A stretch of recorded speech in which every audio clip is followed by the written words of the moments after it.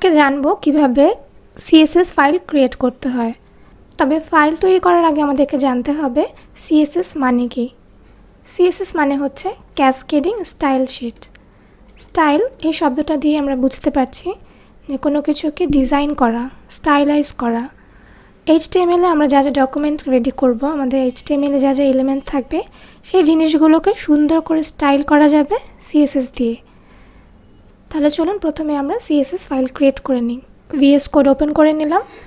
এখানে আমরা অলরেডি দেখতে পাচ্ছি আমাদের এইচটিএমএল ফাইল ওপেন করা আছে। তো এখন আমরা এখানে স্টাইল সিএসএস ফাইল কিভাবে ক্রিয়েট করতে হয় সেটা দেখব। তো সিএসএস ফাইল আমরা সরাসরি আমাদের ফোল্ডারে ওপেন করতে পারি। আমাদের যে ফোল্ডার আমরা এখান থেকে ওপেন করতে পারি। ঠিক index.html ফাইল যেভাবে ক্রিয়েট করেছিলাম সেভাবে আমরা এখানে ক্রিয়েট করে এখান থেকে ওপেন করতে পারি, অথবা আমরা সরাসরি ভিজুয়াল স্টুডিও কোড এখান থেকেই সিএসএস ফাইল ক্রিয়েট করতে পারি। এখানে দেখুন দেয়া আছে নিউ ফাইল। হ্যাঁ, এই নিউ ফাইল এটাতে যদি আমরা ক্লিক করি তাহলে দেখুন এখানে একটা অপশন দেখাচ্ছে। এখানে আমরা লিখব style.css। সিএসএস এর ফাইল হতে হবে style.css। এইচটিএমএল ফাইলের নাম হতে হয় index.html আর সিএসএস ফাইল হবে style.css। ঠিক আছে, তাহলে এইভাবে আমরা style.css ফাইল ক্রিয়েট করে ফেললাম। দেখুন এখানে ক্রিয়েট করার সাথে সাথে এটা অটোমেটিক আমাদের এখানে দেখুন এই ফোল্ডারেও এটা এখানে শো করছে। তাহলে চলুন আমরা শুরু করে দিই আমাদের ডিজাইনের কাজ। তো প্রথমে আমি এই অংশটুকু এখান থেকে বাদ দিয়ে দিই। আচ্ছা, এরপর এখন আমরা এটা একটু ব্রাউজারে দেখি আমাদের কাজগুলো কেমন ছিল। এটাই হচ্ছে আমাদের কাজটুকু। আমরা এখন চাচ্ছি এই জিনিসগুলোকে একটু স্টাইল করতে। কোনটাকে নিয়ে আমরা স্টাইল করতে যাচ্ছি? এই যে হেডিং 1, হ্যাঁ, এই H1 এটাকে আমরা স্টাইল করব। সেক্ষেত্রে সিএসএস এর বিষয়টা তিনভাবে করা যায়। এখানে আমি লিখেছি দেখুন, ইনলাইন, ইন্টারনাল, এক্সটার্নাল, অর্থাৎ এই তিনভাবে আমরা সিএসএসটা করতে পারি। তো ইনলাইন, ইন্টারনাল, এক্সটার্নাল এই বিষয়গুলো বলতে কি বোঝাচ্ছে? ইনলাইন মানে বোঝাচ্ছে যেটা লাইন বাই লাইন, মানে প্রত্যেকটা লাইনে আমরা সিএসএস করব। ইন্টারনাল হচ্ছে এই এইচটিএমএল ফাইলের ভিতরেই সিএসএসটাকে রেখে কাজ করব। আর এক্সটার্নাল হচ্ছে এই যে আমরা style.css ফাইলটা ক্রিয়েট করলাম, এটা হচ্ছে এক্সটার্নাল। এটা কিন্তু এই ইন্ডেক্স ফাইলের সাথে দেখুন এখানে কোনো কিছু নেই, এটা আলাদা একটা ফাইল, তার মানে এটা এক্সটার্নাল। আমরা যদি ইন্ডেক্স ফাইলের মধ্যে কাজ করি সেটা হবে ইন্টারনাল অথবা ইনলাইন। তো ইন্টারনাল কোনটা? ইন্টারনাল হচ্ছে আমরা যদি টাইটেলের পর এখানে স্টাইল লিখে স্টাইল ট্যাগটা দিলাম, স্টাইল ট্যাগ দিয়ে এটাকে এন্টার প্রেস করে এখন আমরা চাচ্ছি যে H1 মানে এই হেডিং ট্যাগ, H1 ট্যাগ, হ্যাঁ, এটাকে একটু ডিজাইন করব। সেক্ষেত্রে আমরা এখন লিখব H1, তারপর দিব কার্লি ব্র্যাকেট বা কার্লি ব্রেসেস, এরপর দিব এখানে লিখব আমরা এটাকে কী স্টাইল করতে চাচ্ছি। আমরা চাচ্ছি এই যে টেক্সটটা আছে সেটার আমরা একটু দেখে আসি ব্রাউজারে। এটা দেয়া আছে ব্ল্যাক কালার, ডিফল্টভাবে সব কিছু ব্ল্যাক কালার থাকে, তাহলে আমরা এখানে কালার দিব রেড। তো প্রথমে কি লিখব? কালার, তারপর দিব কোলন, তারপর দিব রেড, এরপর সেমিকোলন। ওকে, এরপর আমরা এখন ব্রাউজারে যেয়ে দেখি, দেখুন এটা রেড হয়ে গেছে। আমরা কালার দিয়েছি রেড, তাই রেড হয়ে গেছে। ওকে, তার মানে আমরা H1কে কালার দিতে পেরেছি, এবং এই যে প্রসেসের মাধ্যমে আমরা কালার দিয়েছি এটা হচ্ছে ইন্টারনাল প্রসেস। ইন্টারনালি আমরা এই সিএসএসটার কাজ করেছি এখানে। এখন ইনলাইন কোনটা? হ্যাঁ, তো আমি ইন্টারনাল এই জিনিসটা এখন বাদ দিয়ে দিই। এখন আমি দেখাবো ইনলাইন। ইনলাইনের ক্ষেত্রে আমরা যদি H1কে নিয়ে শুধু H1কে নিয়ে করতে যাচ্ছি সেক্ষেত্রে H1 ট্যাগের এখানে দেখুন H1, তারপর এখানে স্পেস দিব,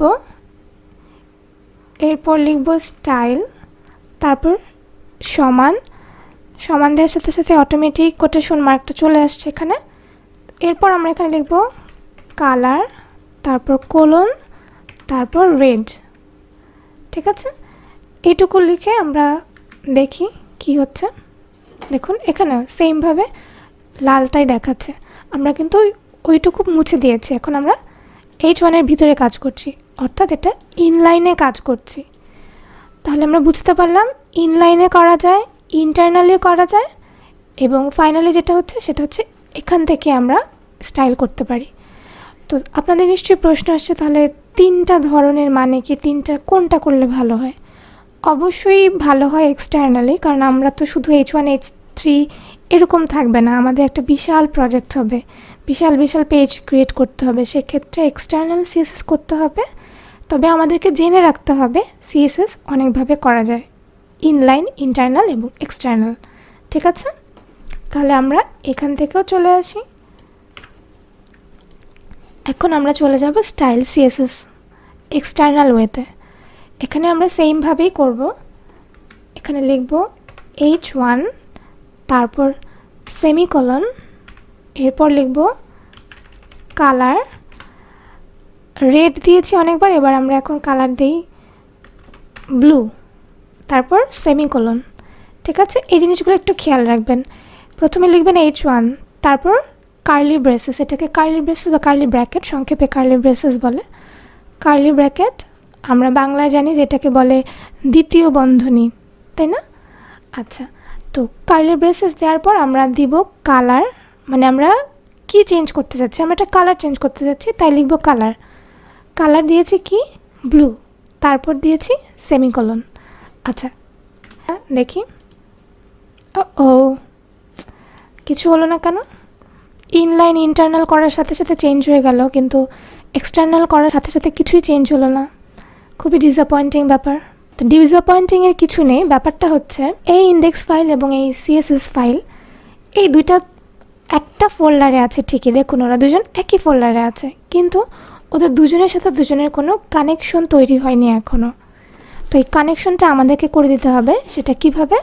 সেটা HTML ফাইলে এখানে আমাদেরকে লিঙ্ক করে দিতে হবে, একজনের সাথে একজনের লিঙ্ক করে দিতে হবে। তো লিঙ্কের জন্য আমরা লিখব লিঙ্ক, এটা লেখার পর এন্টার প্রেস করব। এন্টার প্রেস করার পরে যেখানে হাইপার রেফারেল, এখানে আমরা দিয়ে দিব style.css, এই ফাইলটার নামটা আমরা এখানে দিয়ে দিলাম। এখন যদি আমরা ব্রাউজারে যাই, দেখুন ওয়াও, এখন কিন্তু কালারটা পেয়ে গেছে। আমরা ওকে কি কালার দিয়েছিলাম, দেখুন হেডিং 1-এ আমরা কালার দিয়েছি ব্লু, এটা কিন্তু এখানে এখন শো করছে। তার মানে এক্সটার্নাল যদি করতে হয় সেক্ষেত্রে আমাদেরকে এই ফাইলটার সাথে এই ফাইলটার একটা লিঙ্ক আপ করে দিতে হবে, এবং লিঙ্কটা আমরা করব ঠিক হেড ট্যাগের ভেতরে, টাইটেলের পরে লিঙ্ক, এখানে আমরা এটাকে style.css ফাইলটাকে এখানে লিঙ্ক করে দেব। ঠিক আছে, ওকে। এরপর এখন আমরা এই দুইটাকে পাশাপাশি এরকম বারবার দেখাটা কঠিন হয়ে যাচ্ছে, সেক্ষেত্রে আমরা এখানে এই যে স্প্লিট ভিউ আছে, স্প্লিট এডিটর, তো আমরা স্টাইল সিএসএস ফাইলের উপর ক্লিক করার পর স্প্লিট এডিটরে গেলে দেখুন দুটো স্প্লিট হয়ে গেল। এখন আমরা এটাকে বাম পাশে দেখতে পাচ্ছি, এটাকে ডান পাশে দেখতে পাচ্ছি। H1-এ কালার দিয়েছি, এখন এটাকে আমরা কি করতে পারি, এই ফন্ট সাইজ এটাকে আমরা বাড়াতে পারি।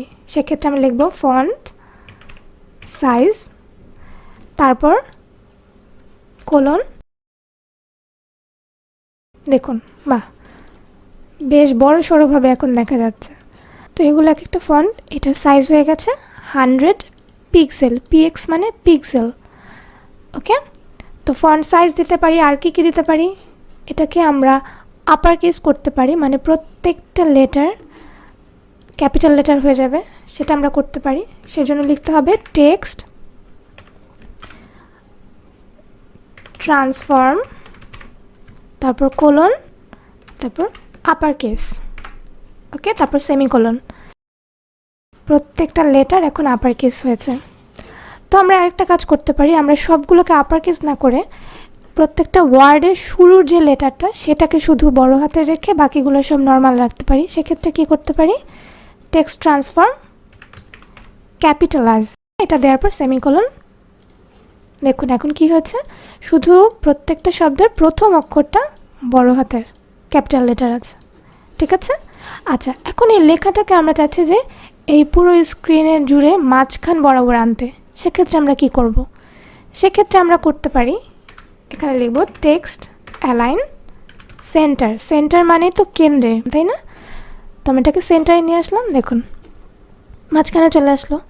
আচ্ছা, এখন চাইলে আমরা এই টেক্সটের পিছনে একটা আলাদা করে একটা ব্যাকগ্রাউন্ড দিতে পারি, সেক্ষেত্রে আমরা লিখব ব্যাকগ্রাউন্ড কালার পার্পল।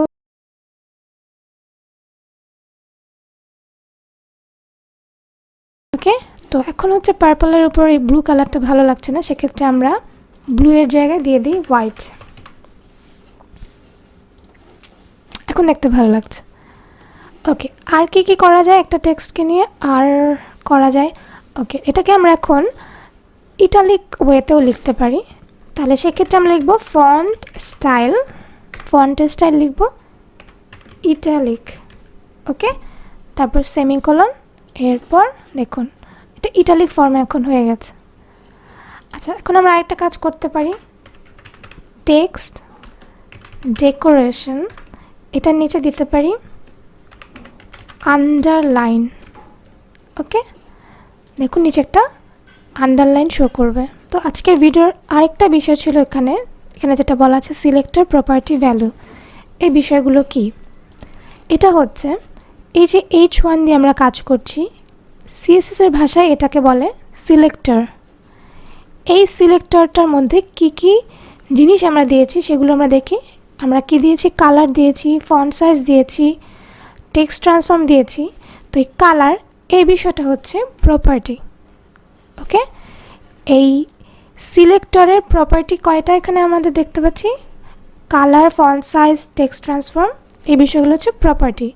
আর এই প্রপার্টির এক একটা ভ্যালু আছে। দেখুন, কালার হচ্ছে হোয়াইট, ফন্ট সাইজ হচ্ছে 100 পিক্সেল, টেক্সট ট্রান্সফর্ম ক্যাপিটালাইজ, এগুলো হচ্ছে ভ্যালু। তাহলে এটা হচ্ছে সিলেক্টর, এটাকে বলছে প্রপার্টি, আর এটা হচ্ছে ভ্যালু। আমরা চাইলে এই প্রত্যেকটা হেডিং মানে H1 থেকে শুরু করে H6 হেডিংকে ইন্ডিভিজুয়ালি কালার করতে, ইন্ডিভিজুয়াল ফন্ট সাইজ দিতে, ঠিক আছে। তো আমরা H2 এটাকে সিলেক্ট করে নিয়ে কার্লি ব্রেসেস দিলাম, তারপর এটাকে দিব ফন্ট সাইজ। তো আমরা এটা দেখলাম, এভাবে করে আমরা সবগুলোকে নিয়ে কাজ করতে পারি। এখানে ফন্ট সাইজের বিষয়টা হচ্ছে আমরা দিয়েছি পিক্সেল আকারে, তো ফন্ট সাইজ পিক্সেল, তারপর আরেকটা হচ্ছে আরেকটা হচ্ছে রেম। তো মূলত ফন্টের ক্ষেত্রে পিক্সেল জিনিসটা না ব্যবহার করাই ভালো, আমরা এখানে রেম ব্যবহার করব, অথবা রেম। আর রেমের বিষয়গুলো আমরা যখন আর একটু প্রজেক্টে ঢুকে যাব তখন এগুলো ডিটেলগুলো আরও ভালো বুঝতে পারবো। এখন শুধু আমি এটুকু বলে রাখছি, 1 রেম ইকুয়াল 1 অথবা রেম ইকুয়াল 16 পিক্সেল। পিক্সেলের জায়গায় রেম ব্যবহার করি, তাহলে আমরা কিন্তু এখানে 100 রেম দিতে পারছি না। 100 যদি রেম দেই তাহলে দেখবেন কি অবস্থা হবে, জাস্ট অবিশ্বাস্য অবস্থা। দেখুন আমাদের এই পুরো ফন্টের মানে পুরো পেজ জুড়ে শুধু আমাদের দিস ইজ হেডিং 1, তো আমরা পুরোটা কিন্তু পড়তে পারছি না। দেখুন একবার দেখা যাচ্ছে না, বিশাল বড় হয়ে গেছে। তো 100 রেম তো দেওয়া সম্ভবই না, 100 পিক্সেল একরকম আর 100 রেম আরেক রকম। তো সেক্ষেত্রে আমরা যদি এটাকে 10 রেম দিই, দেখুন এখন মোটামুটি এটা আমরা পড়তে পারছি। তো আমরা 10 রেম না দিয়ে এটাকে দিই 8 রেম। তো সেমভাবে আমরা এখানে পিক্সেল না দিয়ে আমরা এটাকে 5 রেম দিই। দেখুন আজকে এই পর্যন্তই, নেক্সট ভিডিওতে আরও নতুন বিষয় নিয়ে আসবো। সে পর্যন্ত সবাই ভালো থাকুন।